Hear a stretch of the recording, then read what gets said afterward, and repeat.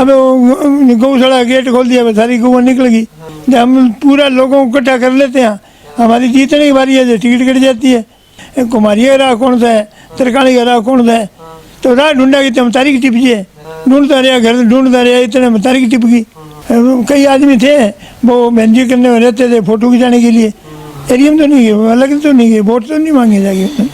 जिसके घर दूध होता है ना, लस्सी होती है, उसके दूध लस्सी लेने आते हैं, पर वो दूध मेरा खट्टा था, मैं दिया नहीं किसी को।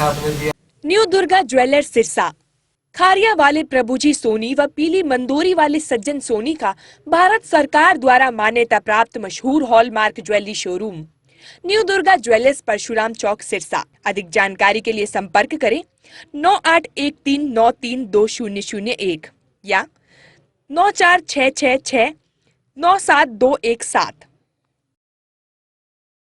नमस्कार, स्वागत आपका के हरियाणा पे। मैं हूं आपके साथ रमेश जाखड़। इससे पहले मैंने आपको एक रिपोर्ट दिखाई थी कि कांग्रेस के वरिष्ठ नेता व पूर्व विधायक भरत सिंह बेनीवाल को कांग्रेस पार्टी के द्वारा एक नोटिस जारी किया गया है, जिसमें कांग्रेस के संविधान को ठेस पहुंचाने की बात जब उस नोटिस में कही गई है और कांग्रेस पार्टी के पक्ष में नकारात्मक प्रचार करने की बात कही गई है। तो उसमें मैंने आपको बताया था कि भरत सिंह बेनीवाल जी से भी बातचीत करेंगे कि इस मुद्दे पर, इस विषय पर क्या कुछ कहना है। तो चलिए जानते हैं। भरत सिंह बेनीवाल जी ने नोटिस का जवाब जो है वो भेज दिया है।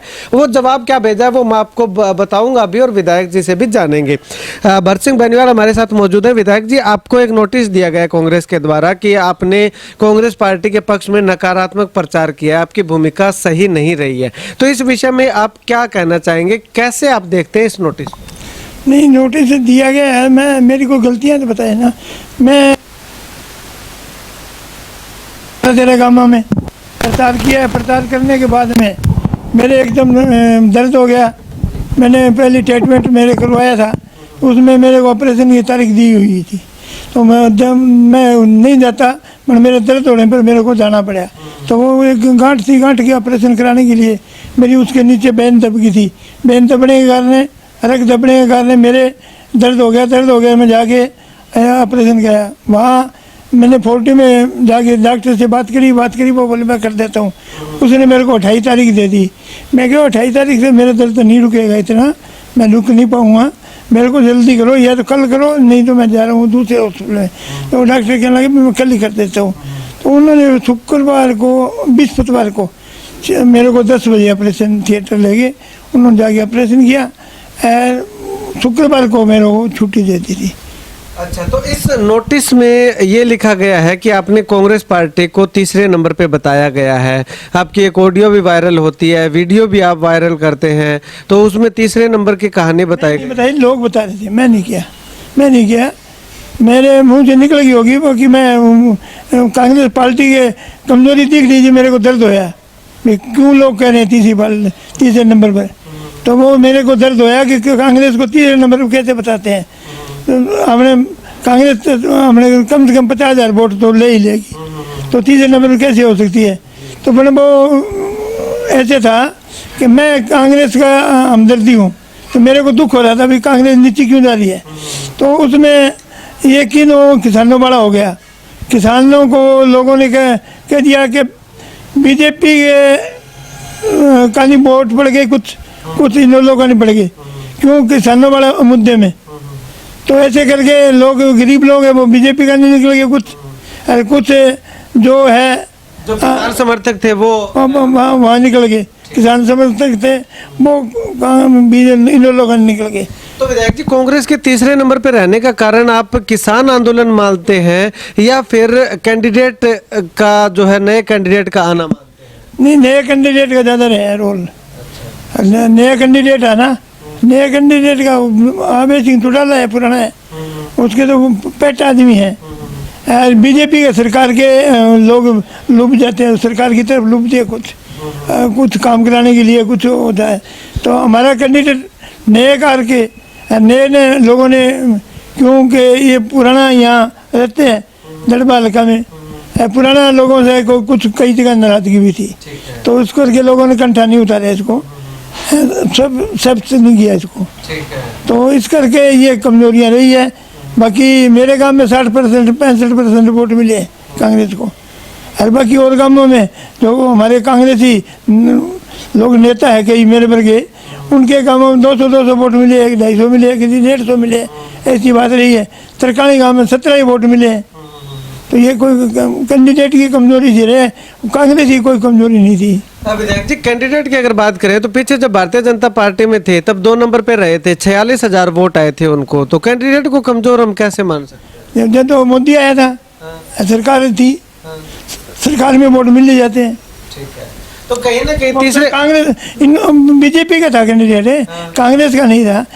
अब तो कांग्रेस में 2 बार चुनाव बीजेपी में लड़े, पहले वो 30 साल से हम नल्लो में रहे, अब चांस के इसमें आ गया, तो ऐसे फोल बदल से तो लोग डरते ही है ना। ठीक है। हाँ, यहाँ लोग जो कांग्रेसी नेता है वो इसको बीजेपी वाले को नहीं मानना अपना नेता। ठीक है, तो विधायक जी कहीं ना कहीं तीसरे नंबर पर रहने का कारण आप ये भी मानते हैं कि कांग्रेस में लगातार पिछले लंबे समय से चलता आ रहा है कि गुटबाजी है, फूट है, तो उस फूट का भी रीजन कहीं ना कहीं इस चुनाव में? ऐसी बात नहीं दिखी मेरे को, कांग्रेस की फूट नहीं है, कांग्रेस को लोग चाहते हैं, मैं बस नया कैंडिडेट करके कमजोरियाँ रहेगी थोड़ी सी। अच्छा, हाँ, यानी कि पीछे जब भी आपकी टिकट काटी गई, नए कैंडिडेट को लाए गए, चाहे वो रमेश बादू है या फिर पवन बेनीवाल है, लोगों ने एक्सेप्ट नहीं किया। हाँ, सब नहीं किया, दोनों ने को नहीं किया, उसको भी नहीं किया, वो भी हुआ था, किसी को जानता ही नहीं, इसको पता ही नहीं था कुमारी का राह कौन सा है, तरकाणी का राह कौन सा है, तो राह ढूंढा कि तुम तारीख टिपिए। अब कांग्रेसियों घर देखा, ढूंढता रहा, इतने तारीख टिप गई, लोगों को घर ही कौन पूछ पाया, जाना पड़ता है लोगों को घर ही। हम तो जानते हैं सीधे जाते हैं, वो अगले फोन करते हैं, 4 मिलते हैं अगले, तो ये जिसके पास फोन ही नहीं थे कांग्रेसियों का, क्या करें बताओ। तो आपसे हेल्प मांगने के लिए नहीं आए थे पवन बेनीवाल? आया था, एक बार आया था। तो आपने हेल्प की थी उनकी? नहीं, वो एक बार आया था, मैं गया एक बार, मैडम शैलजा जी आ रही है, उसके बाद बात करके करेंगे, तो फिर मैडम ने कहा अभी चलना है, तो मैं चलो जी, 10-12 कामों में भाषण कर गया था। उस दिन दर्द नहीं होता तो मैं पूरा हफ्ता लगाता वहाँ, पूरा बहन जी हफ्ता रही थी, मेरा दर्द हो गया, मेरे को अचानक ऑपरेशन कराना पड़ गया। फिर मैं यहाँ गांव में घर में वो डॉक्टर कह दिया अभी दोनों जमाने की जोड़ में है, ज़्यादा बोलना नहीं है जोर से, तो आप आराम करना थोड़ा। तो 29 तारीख को मैं टंका कटा के, 30 तारीख का इलेक्शन था। अच्छा, अब तबीयत आपकी सही है?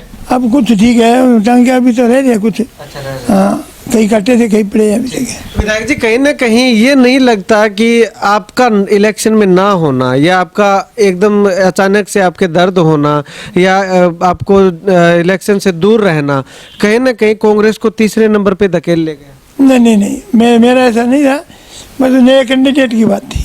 नहीं, अगर आप होते तो शायद कांग्रेस की ये हालत ना होती।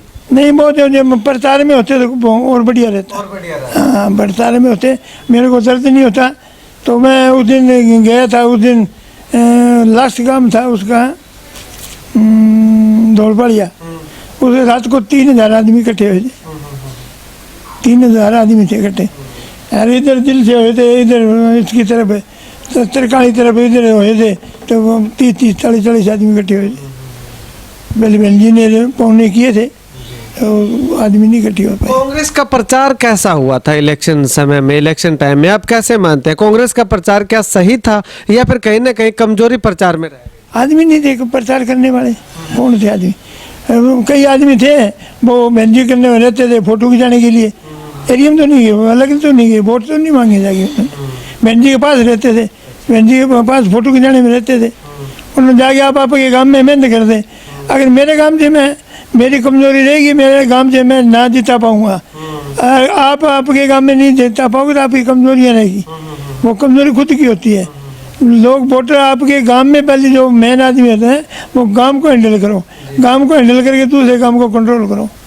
कहीं ना कहीं ये भी है कि आपने अपने गांव से, आपके गांव से कांग्रेस पार्टी जो है वो बहुत बड़े मार्जिन से जीती है, बाकी दूसरे गांव से नेता तो और गांव के भी हैं कांग्रेस से जो टिकट की दावेदारी करते हैं। नेताओं की कमजोरियाँ नहीं है, लोकल नेता था उनकी कमजोरियाँ नहीं है और कांग्रेस की कोई कमजोरी नहीं रही। तो आपको नोटिस केवल आपको ही भेजना कितना वाजिब मानते हैं? नहीं कह रहा हूँ और कोई भेजा होगा, मेरे को कोई गलती नहीं है तो, या मेरे को मेरी की गलती दिखी होगी उन्होंने, तो उन्होंने कह दिया होगा। मैं जितनी लोगों को पहले 14 तारीख को लोगों को बुलाता रहा, 14 तारीख तक बुलाया था, लोगों को समझाया वो ऐसे ना करो भाई, कांग्रेस से मैंने बोला हमारी टिकट कैसे काटी है, हमारे को दुख है, हमारे में कमी बताएं। लोगों ने मेरे आगे आगे रोए बेचारे कि हमारे में कमी बताओ, हम इतने दिन हो गए मेहनत करते हैं, लोगों ने जोड़ते हैं, अरे एक बार टीट देते दूसरी बार काट देते हैं, जब हम पूरा लोगों को इकट्ठा कर लेते हैं हमारी जीतने की बारी है टिकट कट जाती है।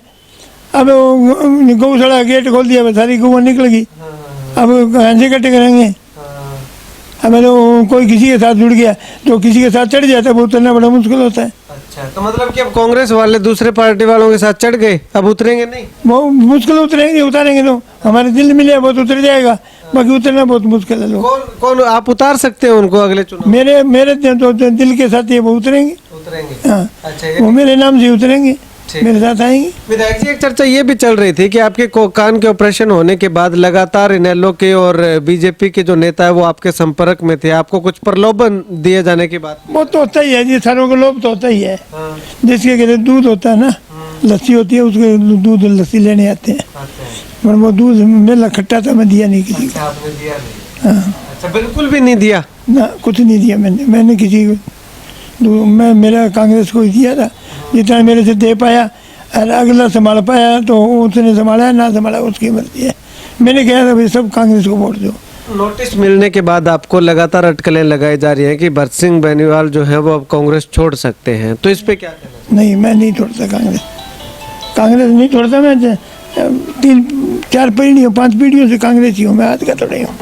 जन्मजात हूँ कांग्रेस ही, हमारे दादे पड़ता थे कांग्रेस में रहे, हम कांग्रेस ही हैं, कोई कांग्रेस छोड़ने वाली बात नहीं। तो अब विधायक जी, नोटिस का जवाब आपने क्या भेजा है, थोड़ा बताएं? वो नॉर्मल बनता है वो दे दिया मैंने जवाब कि मेरी कोई गलतियाँ नहीं है ऐसी, मैं कांग्रेस की सेवा की है, कांग्रेस को वोट दिलाए हैं।